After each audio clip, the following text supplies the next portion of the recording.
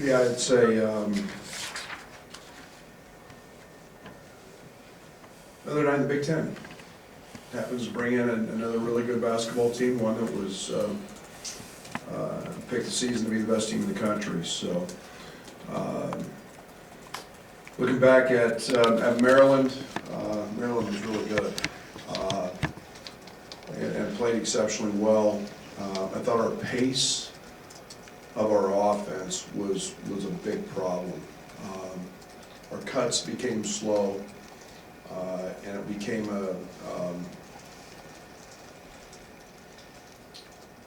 the movement became slow. It threw off our timing, and we didn't play with the rhythm that we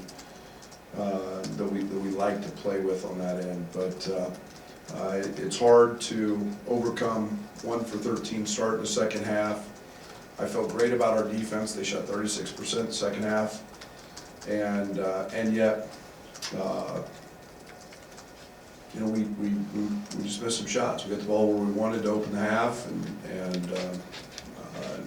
you know, we worked here a couple days to try to get better with that. So, you know, Michigan State, obviously everything starts with Cassius, and you know, he's 1A and 1B is Tillman, and you know, Tillman's a guy that does so many things for them. He facilitates offense. He's an elite passer. He's an elite screener. You know, step out and make a three, and you know, everything starts with those two. We got hurt in the first game with those guys, 6-point game, and it was transition, and it was just getting lost in a couple of matchups in transition. Obviously, going 2 for 28 from the three magnified that, but you know, overall, I was fairly pleased with what we did on the defensive end, other than about a 4-minute stretch where our matchups in transition got exploited. But we'll, you know, it'll be a battle, as every Big Ten game is, and we'll have to be very good. Question? Brad, they're number 1 in the conference in defense. What do they do so well that makes them that good? Well, their veterans are old. That's one. You know, there's, other than Malik, there's a lot of a tremendous amount of experience. You know, I think that they do a great job of keeping everything in front of them. They're a deceptively good shot blocking team. I think they average 5.5 or close to 6 block shots a game for a team that truly doesn't have a lot of size. You know, nothing's easy. You know, and that's when we're guarding. That's the same thing we do. And you know, they make everything with a contested hand and everything in front of you and everything challenged at the rim with either a block shot or a wall up, and that's what good defensive teams do, is they don't make a ton of mistakes. They keep you off balance a little bit. They throw a lot of some different ball screen coverages at you. You know, they may step out and hard hedge one time, and the next time they go under and play soft. So you know, it's a sign of a veteran team who's very dialed in on that end. Trent talked about a key to guarding Cassius is how you defend the ball screen. Just how do you just defend a ball screen against Cassius when he can just hurt you in so many different ways in that action? Yeah, it's 1 against 5. You know, it's when you've got an elite point guard, and they just, the randomness with which they play. It's not just always a set. It's the just hooping, the freelance out of it, and the ball screens, and then it's the handoff coming back, and you can have the 2 guys involved in the screening action, but if you don't have the other 3 dialed in, that's when he is effective. And you know, you got to make you got to make things tough for him. You got to be relentless with him. You're going to see 65 or 70 of them throughout the course of a game, and a majority of them you can't make a mistake. He's that good. Both teams at the top of the league, they've dropped 3 in a row. The last 2 expect a different level of hunger or desperation on both sides. Probably, yeah. You know, I think it's there's nothing easy in this league, and you know, I keep saying it. nothing surprises me when you can win 4, 5, 6 in a row, and when you if you don't play great, you can get beat. And this league is that balanced. That's why you're going to see 11, 12 teams in the tournament. But I think you'll see, I think you'll see, a heavyweight slugfest. What's maybe the balance you're looking for with three-point shooting between Iowa, you said, took maybe 6 or 8 too many, and then Maryland, maybe you guys passed some up in the second half. Where do you want them to land on? Yeah, I mean, I don't know if there's an exact number, Scott. I think it's more about the quality of how they're coming and when they come. I thought Trent passed up 2 or 3 that, we need Trent to take. And Trent's a guy that can rattle off a bunch in a row, and it's the flow with which they come. And the ones that come out of flow and out of rhythm, when you're not sharing it the right way, or you're not moving hard enough, those are the ones that become a little bit disturbing. When you're in rhythm, I'm the biggest fan of the 3, and we took too many of kind of out of rhythm, out of sorts. And again, goes back to our pace. Our pace was just off a little bit. Brad, Michigan State doesn't typically play zone. The last 2 teams have had some success. How do you balance the preparation for that in practice, or do you work on it for this game? Yeah, I mean, Tom hadn't played a trip all year. It doesn't mean they won't come in here and play any. And our efficiency numbers, KenPom numbers against zone have been elite. And I'll be honest, we got really good shots. The little 3/4 court press changed the momentum of the game, and we got caught in a bad spot once or twice, and then we didn't attack it. We just got really passive. But we keep working on it and continue to work on it, and yet knowing that it's not something they played a lot of. Did you see the loss at East Lansing as a turning point for the squad? And after you guys, it seemed that way, just because after you guys were able to rattle off 6 or 7 straight.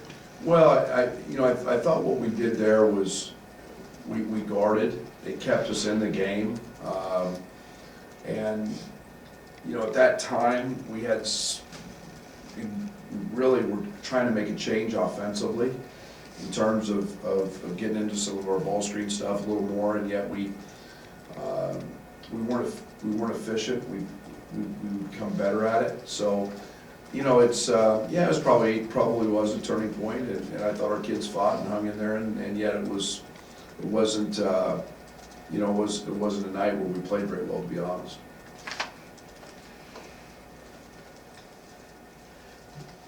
Is there maybe more emphasis to try and get Kofi established early tomorrow night? Just to get we've always had that, and that's what's. You look at the first game in East Lansing. Georgie took 2 threes and DeMonte took a 3 in our first 3 possessions. And we've got to have an understanding of where we're trying to go, what we're trying to do,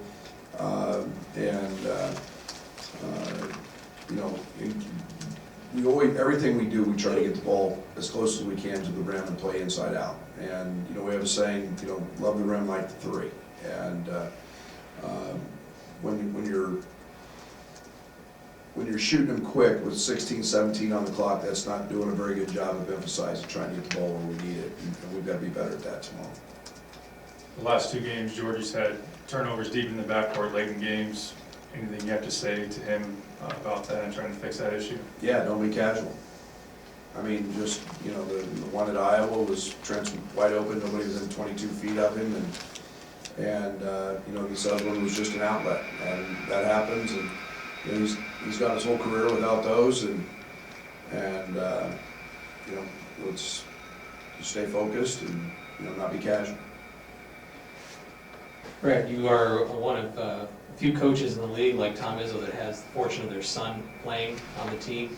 Just wondering, how you guys bond around basketball and how you relish that, especially for Tyler in his last year. Well, we had an interesting conversation on the road with Roy Williams. Roy had like 4 starting point guards, Tom and I were in the gym together, and we decided that, you know, we would trade his son and my son. They would go to North Carolina and play immediately, and Roy in turn was gonna, you know, get us go off in a few other favors, and, you know, along the way, you know, it's really special. I told Tom's son when we were, you know, after the game at their place, I said, you know, cherish these moments, you know, because it's pretty special to be with your dad, because I said I know he does, and I do every day. You know, it's a pretty cool deal, man. It's pretty cool. You know, we watch everybody else's kids grow up, and we go watch them play, and a lot of times, you know, Tom's been doing this a long time, so he's been able to manage time. I was an assistant coach for a lot of years and didn't get to manage time. I had somebody else manage it for me, so it didn't allow me an option to see my son a lot.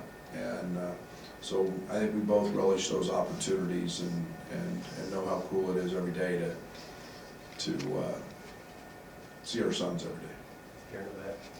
Coach, it had been a while since the State Farm Center had that kind of environment that it did Friday. They were into it early, they kind of fell out of it, but how much does a crowd play into the game? It's huge. It's why this league's the best. We face that every night we go on the road.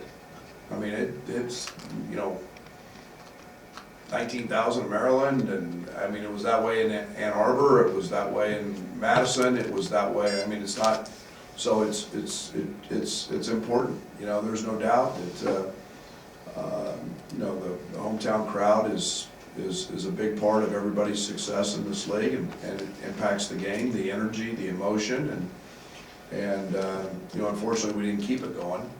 But it's impactful. We're grateful for them showing up, and they're a big part of what we do.